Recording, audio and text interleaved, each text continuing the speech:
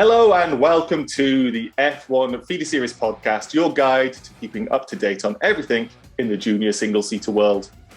I'm your host, Jim Kimberley, and the season is really starting to wrap up now.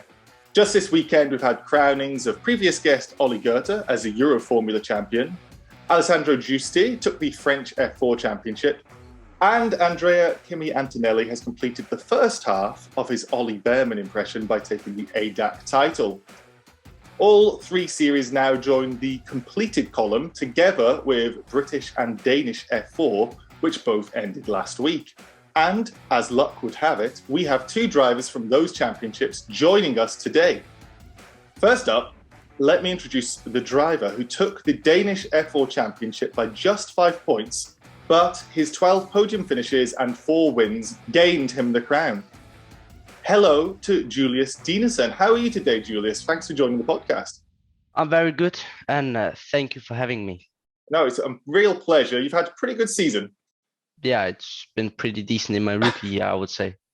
Yeah, well, we're going to dive right into that in just a moment. We've also got to hear from the driver who was racing against last week's guest, Alex Dunn, the British F4 champion, and he managed to deny the Irishman some victories and some silverware over the year. And he also took P3 in F4 UAE before the season had even started. How are you doing today, Aiden? Yeah, I'm really good. Let me go with the full name, Aiden Neate. Go for the full name. Who it is. Yeah, I'm good, thank you. It's nice to be here because I feel like I should have been on one of these a while ago, but I've not got round to it. So it's nice to finally be on one.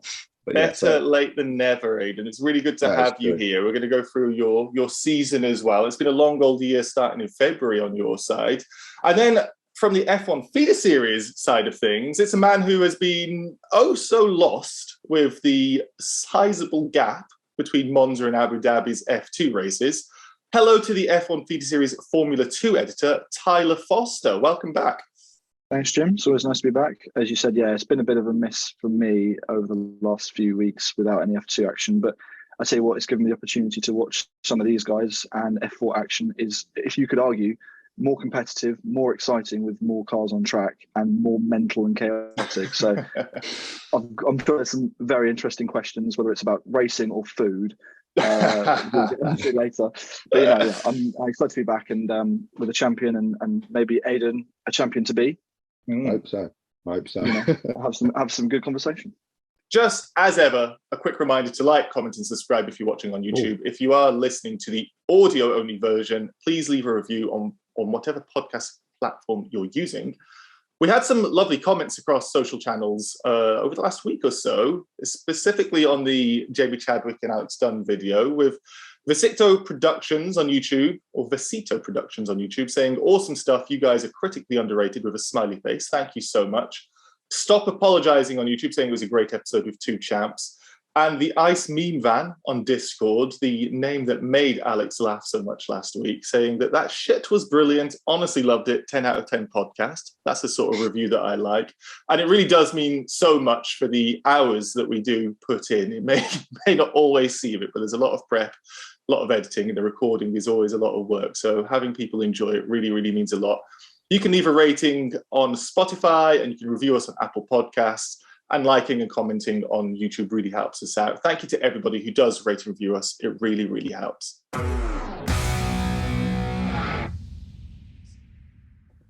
Okay, we're on Formula 4 pretty much all week on this episode. We've got two Formula 4 drivers with us. I have started to have my favourite question this stage in the year. It's got late on and it just seems we have to reflect. It's a time of year to reflect on what's happened. So, Julius Dinesen, you've got a title to your name and a lot of trophies. How has the season gone from your perspective? That's a deep question. I would say I came into the season with, it's my first year in a single seater. So going into the season with many good drivers also in the Danish Championship, I was hoping for like a top 5 finish. But like the speed was just really good all season, and I did pole position in the first race of the season also, and then it just it just went really good the whole season. Then I managed to claim the title in the very end. Does that start of the season, claiming pole position? I think you had a triple podium when you first started as well. Is that sort of stuff that just kicks on the season for you? You feel like maybe it wouldn't have gone so well if you didn't start so well? Always for me, the most important, I think, part of the season is the very beginning for me. Yeah. So that when you went in, I was reading some of the stuff. We did an interview with F1 3D Series recently where you seem to have very high expectations of yourself. Is that something that, not to say when you win, because it might sound a bit arrogant, but when you won the title, you expected to win the title, or was it still a pleasant surprise that you managed to win out in the end? I always go into the season aiming for the top step of the podium. So I always expect myself to win. So it's a real racing driver there, isn't it? Yeah. Like, expect to win. That's it's a level of confidence that I think double your age probably just never got with myself. Like, have high expectations, but expecting to win is something. Same question. I have to go on your side as well, Aiden. 2 wins, 234 points, which is pretty chonky. How did the season go from your perspective? Not as good as I wanted it to be honest. But it is what it is. We had good performances to be proud of throughout the year, but just not enough, really, which is a bit annoying. Yeah, not as good as you wanted. It was nice when we were fast, we were really fast, but then at times you struggled quite a bit. For me, my third victory of the year has been 17 17 out of 20 in the team for qualifying. So that was quite a nice little boost. So when you win 17 out of 20, it was quite a nice thing to see when you look back on. So I was happy with that. But yeah, definitely not as well as you wanted. So I think we showed a lot of pace out on UE and showed what we could do. But then came over to England, just didn't really have the year we expected for a few reasons, which was a bit annoying. But yeah, that is what it is. We're looking forward to bigger things now, for sure. Do you look at something like that the way that George Russell was doing when he was at Williams, just getting that qualifying performance, that you're trying to just pick up any of those positives? Because I know you're still at the sharp end for a lot of it, and I was looking through your results, and there's an awful lot of P4s, which your P3 starts making a massive difference. If there's a trophy for that, you'd be pretty weighed down by them this year. But do you look at that as something that I can only judge myself against my teammates, and that's really a positive? To a certain extent. I mean, I think the higher up you go, the more you can, because the more the differences are in the car. For example, George, as you said, he's not going to win races. We wouldn't have won races in that Williams, whereas you should still be able to win a race, whatever car you're in, really, in F4. But so it's not quite as much where we are now, but obviously you still want to be the quickest in the teams. The worst thing is if you come in and you're not the quickest teammate, then you're not having a good day, really. But yeah, it's definitely something. But as you said, we've had a lot of P4 this year, but I had 11 no-point scores. I think it was 11 out of 30 races, we got 0 points. So even if I scored 5 points in every single one of them races, I think I could have been third in the championship. Is a massive what if, but just kind of how many things did go wrong. I was going to ask Julius. We talk about Danish F4, and there's been a few drivers over the years that have been actually quite notable, considering that it's one of the smaller F4 championships. Juju Noda was in there last year, and obviously the feeder series legend Mads Ho. As a series, and I know there's questions that will be on this later, so I don't want to get too much into the whole F4 versus F5 machinery discussion. But as someone who's raced in a series where you have drivers of completely different ages and experiences, you were in a championship battle, with Sebastian Gravlund, who he was in his second year. So how much, in terms of all the difference in the championship, how exciting is it actually being right in the thick of it and coming into that as a rookie and straight away, as say, winning that championship? Does it feel like it's even more exciting and gratifying to you knowing how difficult that championship is? I mean, I would say comparing a rookie in the season and then a guy who's done maybe like 1.5 season or 2 seasons before that, there's a massive difference in like just the race itself, about managing the tires also.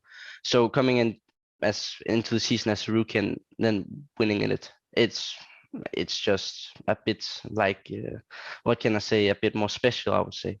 Have you been watching it all year? Like, not all year, you've been racing this year, but have you been watching it for years in the past to see the level that you'd be competing against? Like, so these drivers that Tyler's mentioning, were these names and faces that you've been recognizing, thinking, crikey, I'm racing against these guys?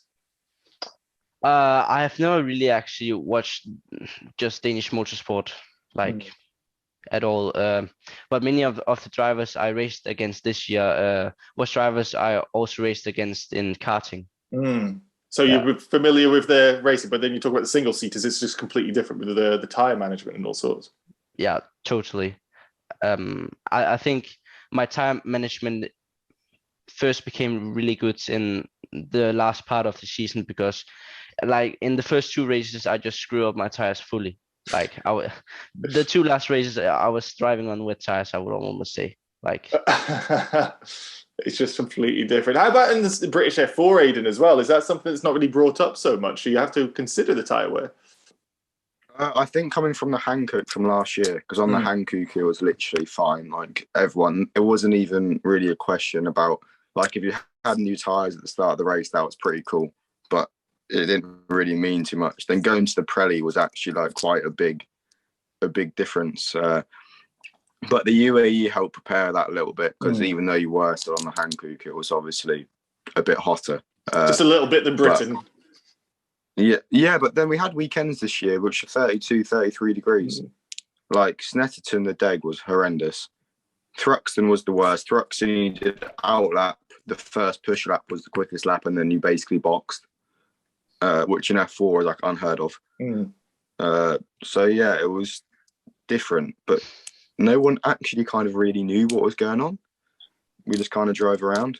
Then if we were quick, we were quick. If the car felt bad, it felt bad. If the tyres were bad, it was bad. It was just, I don't know, it was just all, it was kind of new to everybody. So we just kept having to learn and adapt every single weekend, which is not really what you want to be doing. But it's one of those ones where you're trying to just be the quickest to learn. I wasn't going to mention your Snetterton weekend as well. You brought it up then, because that was it 0 points exiting that? That must have been Snetterton was a great weekend. It was amazing. Like the great British sarcasm for anybody listening who isn't used to this. The great was not so great. Well, actually, qualifying, I managed to hit a curb and knock my wishbone off, which was quite nice. So race 3 we were starting, I think, P11, which was amazing. Race 1, my good friend off track, who quite annoyed me at this point, Gray, decided to turn me into the pit wall going into turn 1. So that was quite fun. What happened in race 2?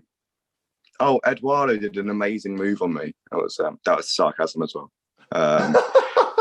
And me and Eduardo both ended up losing about 5 places. But everyone was so close that weekend. Like every single driver was within like a tenth of each other. So if you lost 5 places, you're not going to get it back.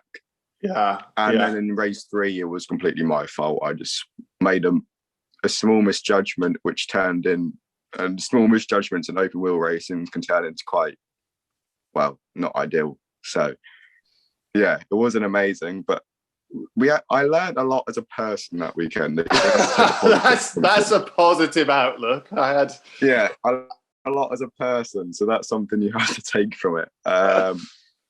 Bouncing back is what it sounds like you're saying. It's the mental attitude. And actually, just another thing to ask you, Julius, is that I read in the interview with F1 Beta series about your mental attitude, about how you, before karting, you were very disappointed and you'd have a race ruined if you had a bad start. It sounds like you've changed a lot in the last year or so when you're actually being positive no matter what happens. Has that helped you all year? And can you talk us through what's changed? Before the season started, I went to like a mental trainer, I think it's called, or something, because I just had a very shitty seasons in karting. So I need to like just restart my whole career a bit. So now my mindset is a lot stronger. So if a mistakes happen in the race, then I can really change it and then just go forward again. So when you say about this mental trainer, what was it that they were teaching? Is it just saying that, like, without sounding too cliche, the past is the past, and even if the past is 1 lap ago, you can't change it, so you just need to move forwards? How do they train your brain? I did like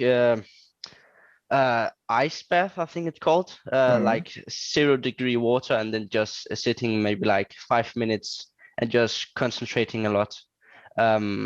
So that was one of the part of the mental training I did, which helped me to concentrate more. And then all these bad thoughts, like when something didn't happen, I want to happen. Then I just said, I can change it, and then I just drove from that place. Julius, after the year that you've had with the mental trainer, I was wondering, have you got the phone number to give to Aiden? Because I think after Aiden's year this year, I think Aiden needs a bit of that ice bath treatment. Aiden, thoughts? More than a phone number after this year. There's Did the ice bath really calm you down? Did the ice bath really just calm you down? And just help you? A lot. Yeah? Yeah, a lot. But my mental trainer, he has also been a trainer for Christian Lundgaard. Okay, yeah. So, I find it so fascinating. I know about the ice baths, but it's usually just like to cool down. I mean, you see drivers. That funny picture of it's a Pierre Gasly sitting in like in a rubbish bin, a trash can in Singapore or something. And I just thought it was like a physical thing. I find it really fast. I didn't know anything about it. Yeah, I didn't find it. So what is it they're trying to teach you? And are you speaking to this person, this mental trainer, when you're doing it? No, we didn't speak at all. He would just told me sometimes that I had to take deep breaths, because deep breaths are very important, especially also before a race starts with the red lights, to keep composure also before the race. I tell you what, I'm going to forget doing this podcast, Lark, and just tell people to go and sit in ice baths and charge a fortune for it. This sounds like a really good way to make money. Just a final thing, because we've got a load of questions, as we always do. But from you, Tyler, some of these F4 drivers wrapping up their season now, they'll be heading your way to F2 in a few years' time. We've had Kimi Antonelli and Alex Dunn and Taylor Barnard, Rafa Kamara, Nicholas Lolov, many, many more, including our guest today. Lots of potential. Is anybody in particular that you're keeping an eye on for the future? Well, obviously, Kimi Antonelli is the one that is usually thrown around as sort of top of that list. But someone that you haven't mentioned, Ugo Chukwu, the young American. He's had a pretty good season in terms of British F4, coming in as a rookie, and then going into Italian F4 and just having 3 races and finishing first and second in those 3 goes to show that he clearly has the talent that it takes. And I think that, considering his age as well and experience coming over from America, which we see with a lot of drivers don't always adapt straight away to, that's really impressive. So he's someone who, especially considering he's on the McLaren books, I mean, he has a path cut out from already. And as we know, if you get there early with an F1 team, that makes a massive difference for you. Yes, of course, it adds that pressure, but he's a driver that comes from an interesting background. So I think that when it comes to pressure, he's someone that probably has a bit of experience in that already. So he's certainly an exciting driver. That's all the questions from us, because the F1 Feeder Series podcast is for you, viewers and listeners. We're going to move on to the hashtag AskF1FS part of the podcast. If this is your first time watching or listening, you can get involved by using the hashtag AskF1FS on Twitter, joining our Discord and using the podcast questions channel, commenting on our YouTube videos, or keeping an eye out on our Instagram posts and stories. Loads of questions to go through. Might not get through all of them. And I know in particular, Aiden, you need to shoot off. So we'll try and whiz through these as much as we can. As always these drivers have so much traveling to do. Let's start with this one from @Stein, Mart and Max. Too neat. Not on first names terms yet, but too neat. Was there ever any plans to race with Prema after F4 UAE, or were you always going to do British F4? It's a good question, the one that I don't honestly know the absolute complete answer to. There was obviously talks when we were there afterwards, because I mean UAE was quite successful, really. But at this point, we'd already committed to British F4. I was still really happy to do British F4. So there wouldn't have been any regrets, and there wasn't any regrets to stay over in Britain. but obviously it would have been nice to get back in that red car. I think like you talk to anyone from motorsport, anyone that likes watching single seater racing, everyone knows Prema. You know, it's a cool place to be. And I got on with everyone really well as well, which is always a nice. If you're in a nice environment, you're going to perform well. For me personally, anyway. So it was spoken about, but it was never really properly looked at. It was just more of a little conversation which was had, but no, it was never really going to go there. It sounds like flirting with a girl at school, but never actually asking them out. That's what it sounds like to me, that you have that element of almost, you just never know, you're already committed elsewhere. Tyler, I think you've got the next question, if you'd be so kind. Yes, next question from a regular of ours at CM Parfait 16 on Twitter.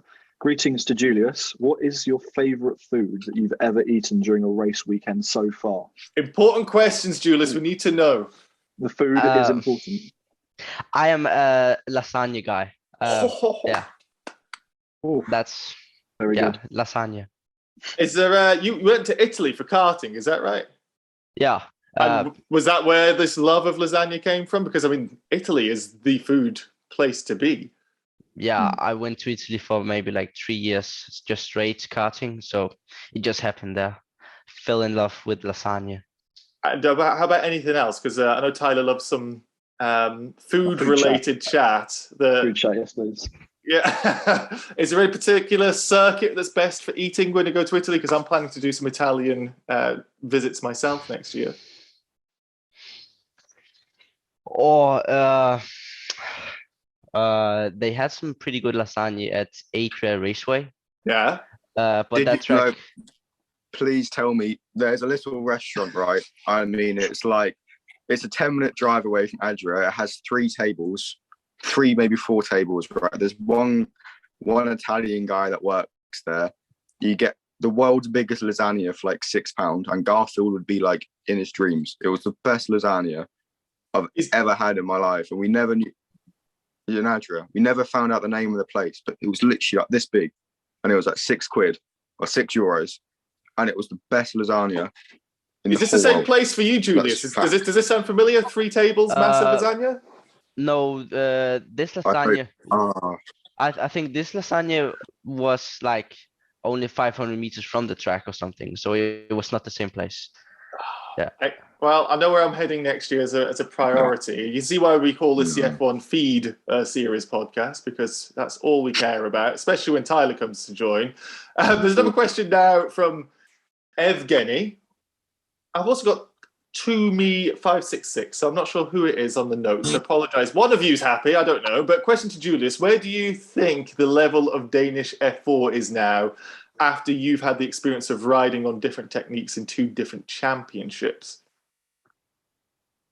I mean, is he referring to the Spanish championship? It wasn't referred to, but I presume that would be what it is. But like, what's your thoughts on just the quality level of the drivers you've been racing against? I mean, the Danish championship this year is good, but the Spanish championship is just like way better. Like the top 15 drivers there is just so close and so fast. Just everyone. Are you finding generally it's the teams as well, or is it just the drivers, just everything to do with the Spanish championship that you find so different?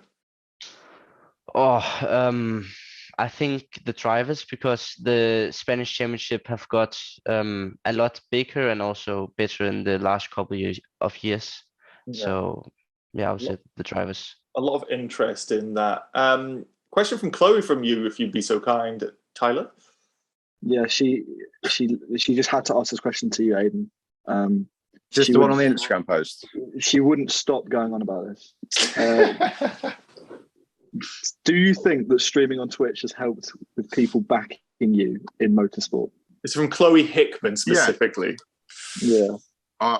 You didn't need to say. Yeah, for sure. I mean, I think, yeah, definitely. And to be honest, it's nice just to have like kind of a group of people, but they kind of become your friends. And I think especially that, to be honest, I haven't streamed so much this year, so I've really not been home. I'm going to start. Well, I keep saying I'm going to start again, and I keep doing it, and then I'm not home again for like a month. So it's a bit difficult to kind of keep it up consistently. But there's probably 10, 15 people who are there from literally the very first stream who will still message every week, like literally about whatever. So yeah, it's been nice, and it's also their names are always there, whether it's on the British F4 Instagram in the comments, or it's just in my Discord chat when I finally actually open the app again, when I remember it exists. So for some reason just forget about the app. But yeah, definitely, and it's nice to kind of have a group of, it's like a family, really, like a little Twitch family. Well, see, Lando Norris being such a big fan of it, and Julius, you're in your sim racing rig now. Do you do a lot of streaming as well, or is it generally just to practice? My computer is too shit for streaming. So tell us really what you think about the computer. That's not possible. But I would like to. So I think I'll wish some new hard drive for Christmas probably, so I can start. Are we having the confirmation here that we've got Julius Dinesen and Aiden Neate who are going to be streaming together after Christmas? Is that what we're hearing? Exclusive? Yeah. Look at that. We're making friends here, Tyler. I'm delighted with that. No, I'll definitely tune in for that sort of stuff. I had a sim racing, very basic setup. None of this fancy seat you're sitting in, Julius. Anybody who's listening rather than watching, proper sim racing setup. We had Aiden show off his 4 monitors before the podcast even started. These guys do it properly, and he's going to show us off again. There you go, in the corner. And yeah, it's so much fun. I've never got to driven a single-seater car in real life, but that's the closest I get, and I like it. I don't think I've got, well, 1, the money, and 2, the talent to make it work in real life, especially when I'm shoving my F1 game settings down to 60 or 70 to get through some of the races. But I'll stop talking now. I'm just going to embarrass myself. We'll move on to this next question from Pauline Razanet, who wants to know for Aiden, will Max Futrell continue to help you, etc.? I haven't actually officially worked with Max since the end of last year, to be fair. But we're still quite good mates. I mean, when he's home, I see him. I played golf with him a couple of weeks ago. But he's always there for advice. But no, I don't actually work with him anymore. He got his blue tick on Instagram and then was a bit too famous for us all. So that's how it went. No, I'm joking.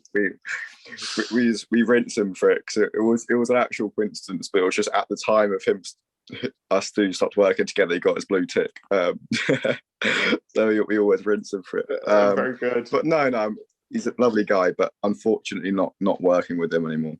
Was there anything like specific those advice that he would give to you that would be helpful when you were working together? Don't crash, for one. I think that's always one. To be honest, yeah, don't crash. Yeah. I'll tell you something. Go in ice baths and have deep breaths and don't crash. I'm learning from you guys how to be a motorsport coach. This sounds like a piece of cake. Yeah, Jim, you should do it before you play F1. Yes. Get my skill level a little bit higher. There is one race that comes to mind. Go on.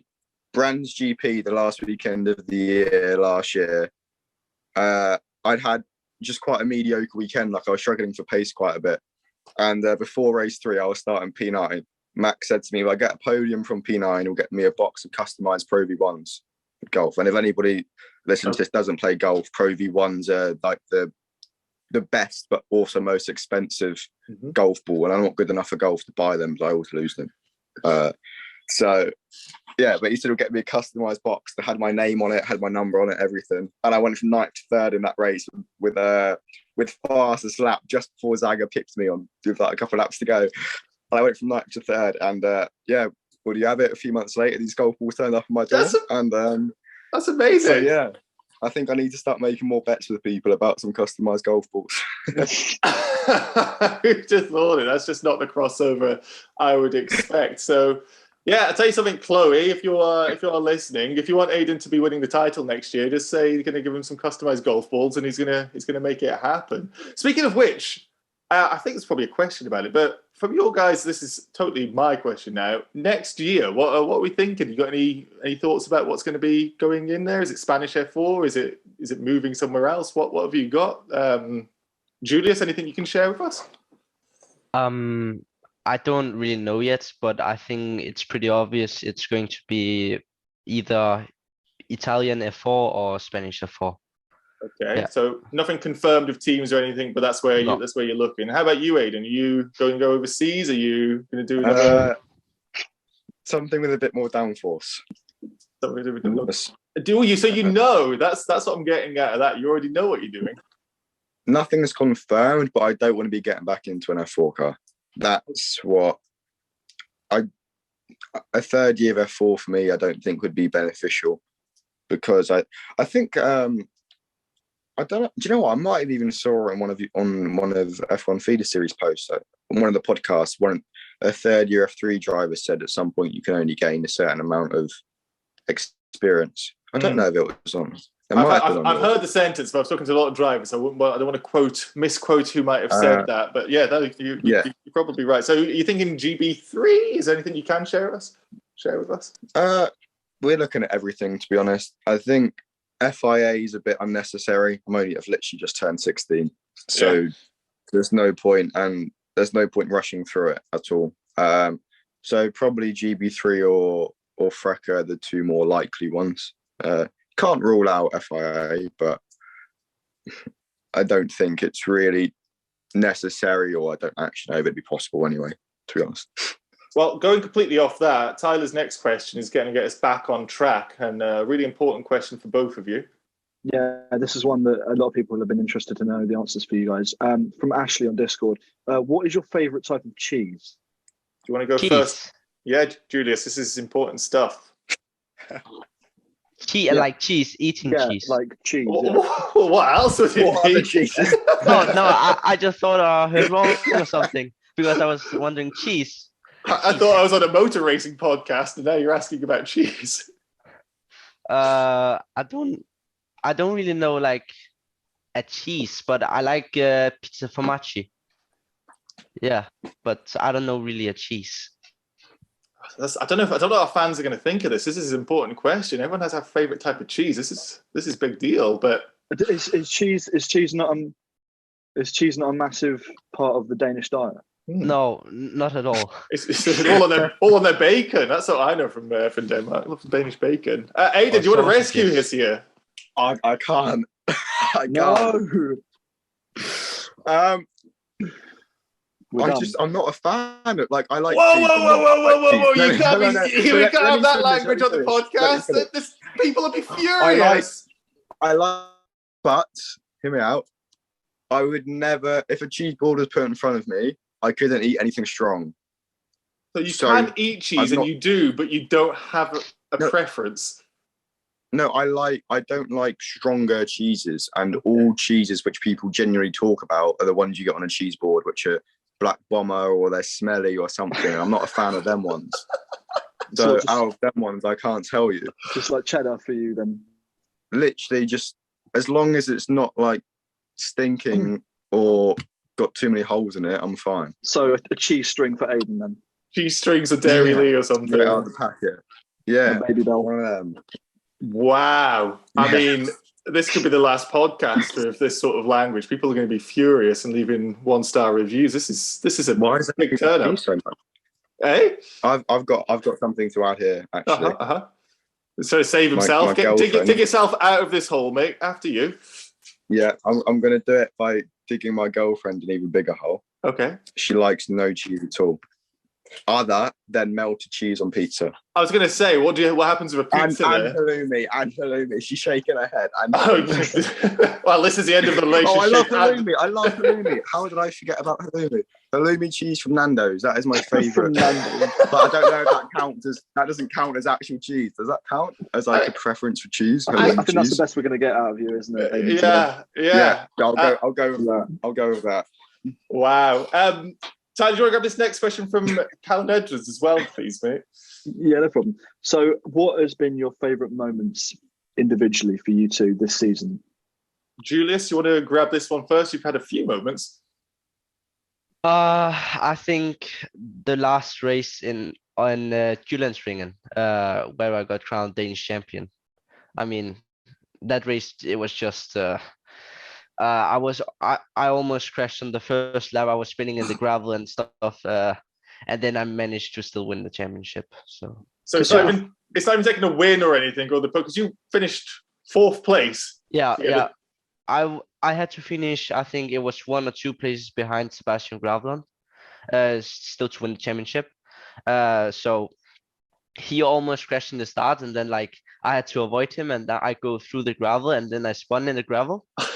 And then there was a safety car, and then I went behind the safety car again. I think P11 or something. And then my pace was just really amazing. And then I was trying right behind Sebastian. I didn't need to overtake him or anything. So you just thought from P11, if I can get myself some personalized golf balls, then I can go forwards and get myself into P4. That's the way to do it. How about you, Aiden? What was your highlight of the season? Snetterton, I presume, with 3. Yeah, it was actually. Yeah. No, double pole and race win on my birthday was really cool. Like that was a cool birthday present, I think, for me. Was kind of the first weekend all year we were super competitive, not only myself but like as a collective. Me and Dan are both really quick. Adam was showing some good pace as well on the team, so yeah, it was quite a good weekend. Then in the races, I mean, race 2 and 3 didn't go very well for unavoidable reasons, but yeah, double pole and race win on my birthday was really, really cool. Yeah, I'd imagine you're giving yourself your birthday presents. Last couple of questions. I know particularly you, Aiden, you're going to have to shoot off and we're going to be keeping you a bit later. But there's this final question from Josh R on Discord. He wants to know, how does a Gen1 F4 car compare to the Gen2 F4 car? The one thing I found about the new F4 is they don't produce a significant amount more downforce, but the dirty air following was absolutely terrible. Like racing, it was the biggest thing for me. That I was really shocked by how different the dirty air was from the old car to the new car. Can you feel it physically, like hitting your helmet? Can you feel that, or is it just genuinely steering when you turn a corner? No, just car balance. Just car balance. Like if you're already struggling with oversteer, you'll pick up more oversteer. If you're already struggling with understeer, you'll pick up more understeer. So it was just kind of an unavoidable disaster.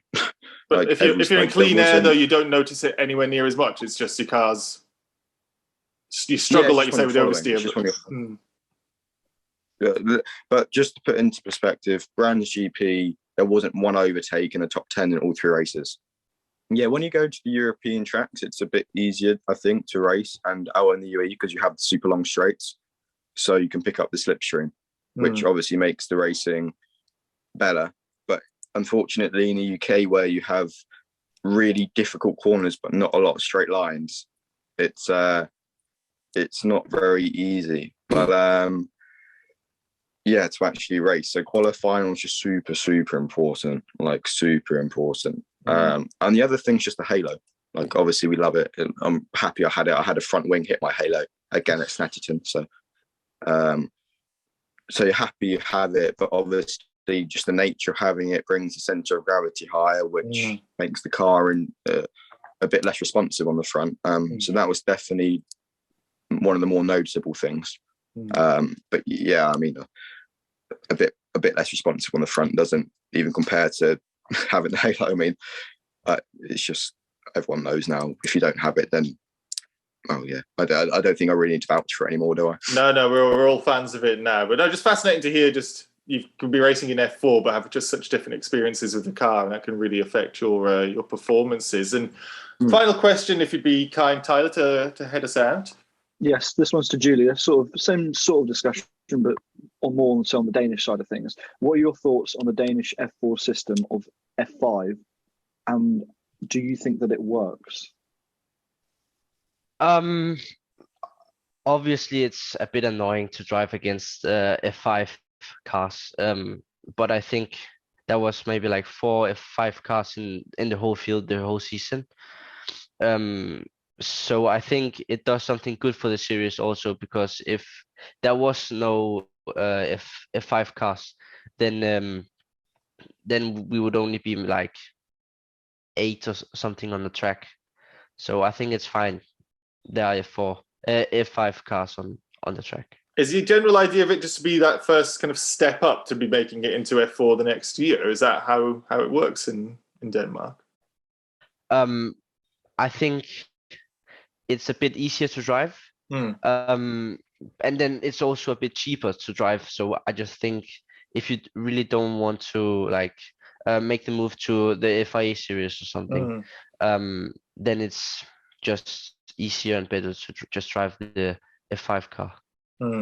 I find it really any sort of way that reduces costs, I'm all in favour of. So good to hear that you do see the benefits of it. And that question is just Tyler didn't want to embarrass himself because it's from Zane Maloney 22. But that's a fake account, so just on Discord. So I could see why you didn't want to spread any gossip, Tyler. But yeah, I'm afraid after some of the shocking scenes here on the podcast about no favorite cheeses and all sorts, so we're going to have to go and take a break and say that's all the time we have this week. Thank you everybody for watching and listening. Not thank you to the drivers who have offended all of them without their cheese preferences, but halloumi might have saved us in the end. If you'd like to have your question asked on a future episode, use the hashtag AskF1FS on Twitter. Drop any questions below if you're watching on YouTube. Respond to our Instagram stories or posts, or let us know what questions you have on your mind on our Discord. Look for the podcast questions channel, where Aiden may or may not sometimes appear if he can be asked opening Discord on his phone and remembering that it exists. If you are watching on YouTube, dropping a like on the video, leaving a comment and subscribing to the channel all really helps us out. And if you are listening, leaving a review on the podcast platform you're listening on is greatly appreciated. Finally, check out f1feederseries.com for more Feeder Series insight, and follow F1 Feeder Series 1, F1 FS Americas, and F1 FS Live on Twitter. You can find the links to all of those, plus the Twitter accounts for myself and everyone else on the podcast, where you'll also find out when they're going to be doing their Twitch streaming after Christmas, in the YouTube description or the podcast show notes. Until next time, we have been the F1 Feeder Series podcast. Goodbye.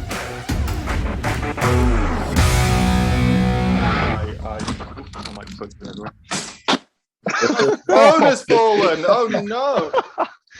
Crash. Oh, Dude, shit. it's so professional. It's so professional.